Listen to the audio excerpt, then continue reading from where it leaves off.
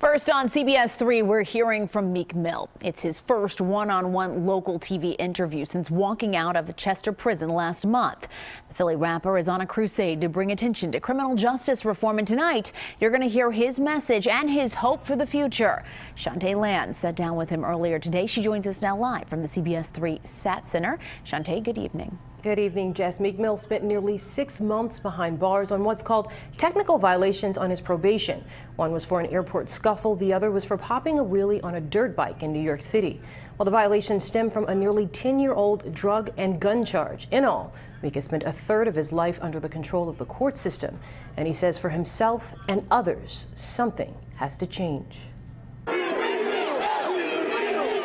Protests help spark a movement, all starting from the imprisonment on non-criminal probation violations of Philly-born and bred rapper Meek Mill. Why do you think it stands out so much? Because it's not right. It's right and wrong. I don't believe that if a kid make a mistake at 18, 19 years old, he should still be going to jail for it.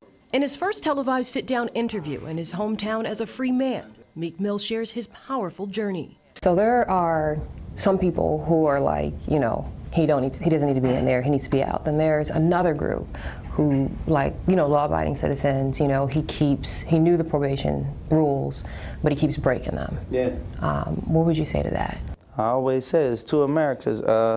If you believe somebody need to go to jail and be shackled from ankles to wrists because they popped the willie or be locked in the cell 20, these are experiences that I've been through. I run my city from South Philly back to uptown.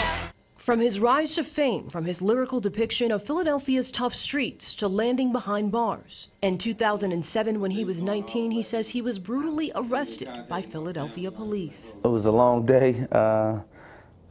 You see my mug shot. There was a lot of blood lost from me. Police were acting on an officer's report that they had seen him the day before selling drugs. He was found guilty and sent to jail on drug and gun possession charges. His probation time expanded over the years when he was found in non-criminal technical violations. Some were over opioid use, traveling without permission, and for giving a fake urine sample. And after spending a third of his life on probation, Meek Mill talks about his plans to help lead the charge for change. When I got out, I continued to pursue the path God put me on. I feel like I should reach back and try to help in this area first. Like I want to start with Philadelphia, Pennsylvania first.